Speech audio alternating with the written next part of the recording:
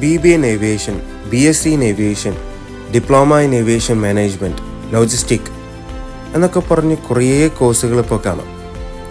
+2 കഴിഞ്ഞ് ഇനി എന്ത്, ഡിഗ്രി കഴിഞ്ഞിട്ട് പറക്കാം എന്നൊക്കെ പറഞ്ഞ് ഒത്തിരി 2-3 ലക്ഷം കൊടുത്ത് പഠിക്കുന്ന ഈ സ്റ്റുഡൻസിന് അറിയാത്തൊരു കാര്യമുണ്ട്. ഇതെല്ലാം പഠിച്ചു കഴിഞ്ഞിട്ട് അവർക്ക് എന്ത് ജോലിയാണ് എയർപോർട്ടിലും എയർലൈനിലും ഉള്ളത്, അതിനവർക്ക് എത്ര സാലറി കിട്ടും, ഇത് രണ്ടും അവർക്ക് അറിയില്ല. ഇന്നത്തെ വീഡിയോയിൽ ഈ 2 കാര്യങ്ങളും ഞാൻ വിശദമായിട്ട് പറഞ്ഞു തരുന്നുണ്ട്. ഒന്നാമത്തേത്, +2 കഴിഞ്ഞ ഒരാൾക്ക് ഏതൊക്കെ ജോലിക്ക് അപ്ലൈ ചെയ്യാം? Cabin crew. ക്യാബിൻ ക്രൂവിന് മിനിമം ക്വാളിഫിക്കേഷൻ +2 ആണ് എല്ലാ എയർലൈൻസും ചോദിക്കുന്നത്. ലാംഗ്വേജ് വേണ്ടത് ഇംഗ്ലീഷും ഹിന്ദിയും. ഹൈറ്റ് 160 സെൻറ്റിമീറ്റർ എബോവ് വേണം ഫീമെയിലിന്. BMI നമ്മുടെ ബോഡി മാസ് ഇൻഡെക്സ് അത് 18 മുതൽ 22 വരെ. ഇനി മെയിലാണെങ്കിൽ 170 എബോവ് വേണം height. BMI 18-25. Age limit maximum 26. ഇനി ഇതിൻ്റെ സാലറി എത്രയാണെന്ന് നോക്കാം.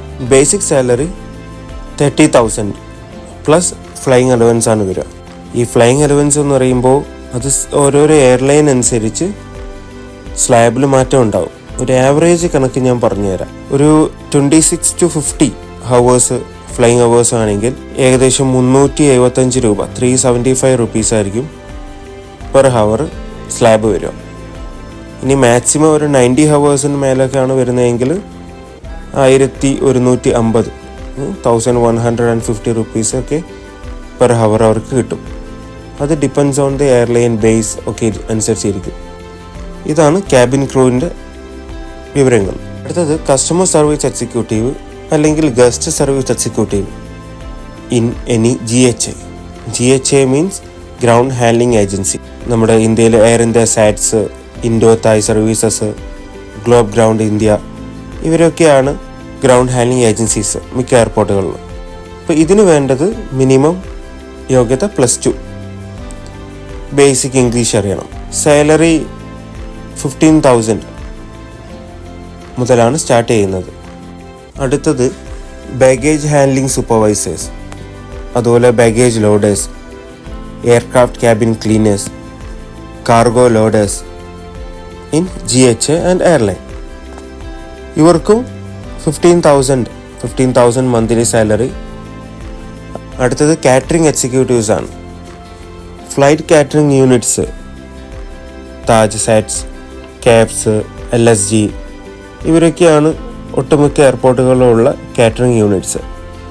ഇവിടെയൊക്കെ കാറ്ററിംഗ് എക്സിക്യൂട്ടീവ്സ് ആയിട്ട് കയറാൻ പറ്റും. അവരുടെ ജോലി എന്താണെന്ന് വെച്ചാൽ ഫ്ലൈറ്റിലേക്ക് ഉള്ള കാറ്ററിംഗ് കാർഡ്സ് എല്ലാം അറേഞ്ച് ചെയ്യുക, അത് ഫ്ലൈറ്റിൽ കറക്റ്റ് ലോഡ് ചെയ്യുക, ഇതൊക്കെയാണ് അവരുടെ ഡ്യൂട്ടി വരുന്നത്. ഇതിൻ്റെ ക്വാളിഫിക്കേഷനും +2 മതി. സ്റ്റാർട്ടിംഗ് സാലറി നേരത്തെ പറഞ്ഞ പോലെ തന്നെ 15,000. അടുത്തത് നമുക്ക് ഡിഗ്രി കഴിഞ്ഞ ഒരാൾക്ക് ഏതൊക്കെ ജോലിയിൽ അപ്ലൈ ചെയ്യാൻ പറ്റും നോക്കാം. ഒന്നാമത്തത് കസ്റ്റമർ സർവീസ് എക്സിക്യൂട്ടീവ്. അത് ഡയറക്റ്റ് എയർലൈനിലെ ആൾക്ക് അപ്ലൈ ചെയ്യാൻ പറ്റും. അങ്ങനെ ഡയറക്റ്റ് എയർലൈനിൽ കയറുമ്പോൾ ആൾക്ക് മിനിമം സാലറി 26,000 കിട്ടും. പ്ലസ് ബാക്കി OT അലവൻസും പിന്നെ ബാക്കി അലവൻസുകൾ കിട്ടും. എംപ്ലോയി ലെഷർ ട്രാവൽ പോളിസി എന്ന് പറഞ്ഞിട്ട് എല്ലാ എയർലൈൻസിനും ഉണ്ട്.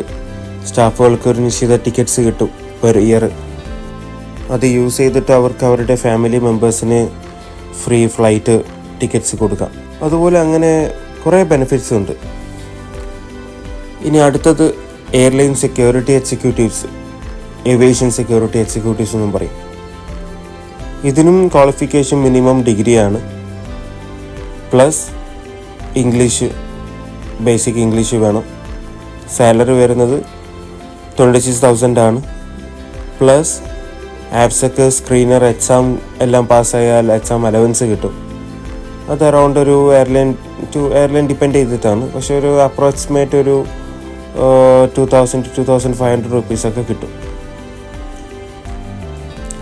അടുത്തത് EFB executive, electronic flight bag executive. ഇതിന് വേണ്ടത് ഡിഗ്രിയുടെ കൂടെ എന്തെങ്കിലും ഒരു ഇലക്ട്രോണിക് ഡിപ്ലോമ അല്ലെങ്കിൽ ഡിഗ്രി ഇൻ എന്തെങ്കിലും ഇലക്ട്രോണിക്സ് ഇങ്ങനെയൊക്കെ ഉണ്ടെങ്കിൽ ഇവർക്ക് ഇത് അപ്ലൈ ചെയ്യാൻ പറ്റും.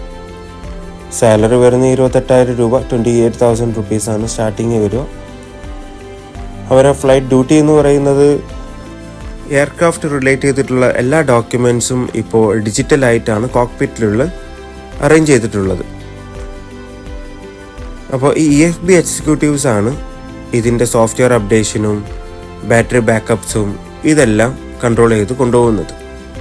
അതാണ് അവരുടെ ഡ്യൂട്ടി. ഇനി +2 ഉണ്ട്, അതിൻ്റെ കൂടെ നിങ്ങൾക്ക് ഒരു ഹെവി ലൈസൻസും ഉണ്ടെന്നുണ്ടെങ്കിൽ അവർക്കും എന്ത് ചെയ്യാം, എയർപോർട്ടിൻ്റെ അകത്ത് ഉള്ള വണ്ടികൾ ഓടിക്കാം. Passenger coach, push back tractor, EBT, BFL, അങ്ങനെ എയർപോർട്ടിൻ്റെ അകത്തുള്ള എല്ലാ എക്യുപ്മെൻറ്റ്സും ഓപ്പറേറ്റ് ചെയ്യാനും ഇവർക്ക് കഴിയും. നിങ്ങൾക്ക് ഇനി എയർപോർട്ടിലെ ഏതെങ്കിലും ഒരു പോസ്റ്റിനെ കുറിച്ചിട്ട് കൂടുതൽ അറിയണമെന്നുണ്ടെങ്കിൽ കമൻറ്റിൽ അറിയിക്കുക. അതിനെക്കുറിച്ചൊരു വീഡിയോ ഞാൻ ചെയ്യുന്നതായിരിക്കും.